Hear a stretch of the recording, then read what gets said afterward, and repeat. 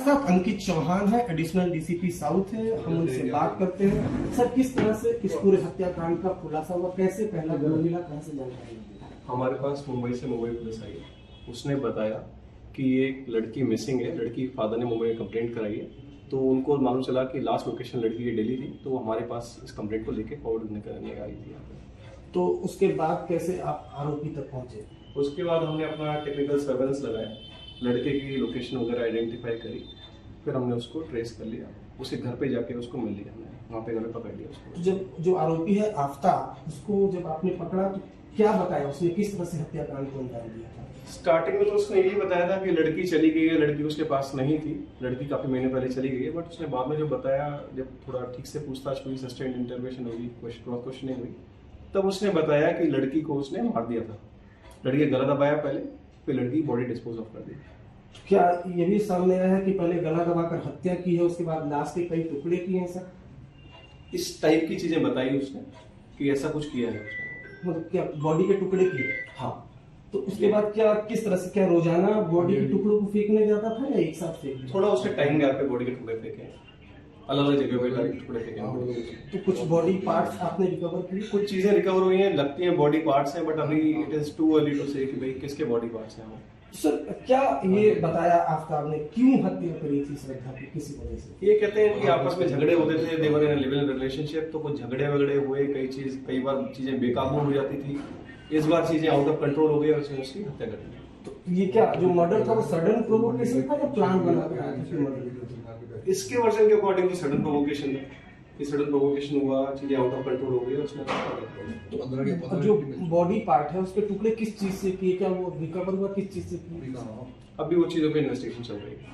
वो तो आप जैसा बता रहे हैं, क्या उसने गुमराह करने की भी कोशिश की, क्योंकि मर्डर तो मई में कर लिया था ना? स्टार्टिंग में उसने बताया कि लड़की चली गई है, छोड़ के चली गई है, तो स्टार्टिंग में थोड़ा ऐसा लगा इससे गुमराह करा, बट उसने थोड़ा सस्टेन्ड इंटरवेंशन हुआ, चीजें खुल के सामने आ गई। अच्छा, हत्याकांड मई में अंजाम दिया? मई तो अभी उससे पूछताछ अपना चल रही है, पूछताछ चल रही है। शुक्रिया हमसे बात करने के लिए। अंकित चौहान, जिन्होंने बताया कि जो आफ्ताब है, शुरुआत में उसने गुमराह करने की कोशिश की थी जब पुलिसकर्मियों ने उनसे पूछा था, लेकिन उसके बाद जब कड़ाई से पूछताछ की दिल्ली पुलिस ने, तब जाकर इस पूरे मामले का खुलासा हुआ और आफ्ताब ने कबूल किया कि उसी ने इस हत्याकांड को अंजाम दिया।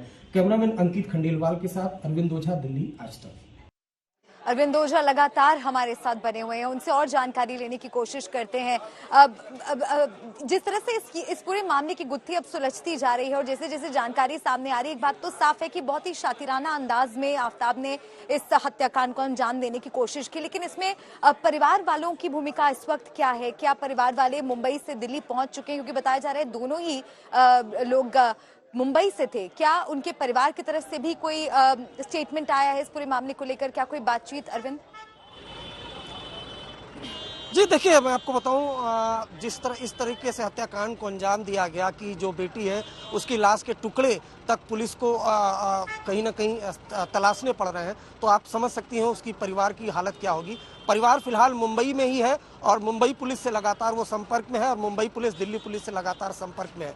फैमिली उसकी आई भी थी तलाशते हुए, आपको बताऊं, जो श्रद्धा है उसको, और उसके बाद ही इन सब पूरे मामले से पर्दा हटा है। तो परिवार फिलहाल गमजदा है। अभी तक वो बात करने की हमने कोशिश की थी, वो नहीं किया, लेकिन पुलिस को उन्होंने जरूर ये बताया कि शादी का झांसा देकर ही जो आफ्ताब है वो श्रद्धा को लेकर दिल्ली आया था मुंबई से और उसके बाद उसने हत्याकांड को अंजाम दिया। आपको बताऊं, आज तक के पास FIR की कॉपी भी है जिसमें बाकायदा जब मिसिंग की कंप्लेंट दर्ज कराई थी श्रद्धा के परिवार वालों ने, तो बाकायदा उसमें ये लगाया है, उसमें बाकायदा कहा है कि आफ्ताब जो अमीन पूना वाला है उसी ने श्रद्धा को गायब किया है। तो FIR कॉपी में साफ साफ जो श्रद्धा का परिवार है उसने सिर्फ एक ही शख्स पर उंगली उठाई है, वो है आफ्ताब, और दिल्ली पुलिस ने भी कातिल के तौर पर एक ही शख्स को गिरफ्तार किया है, वो आफ्ताब।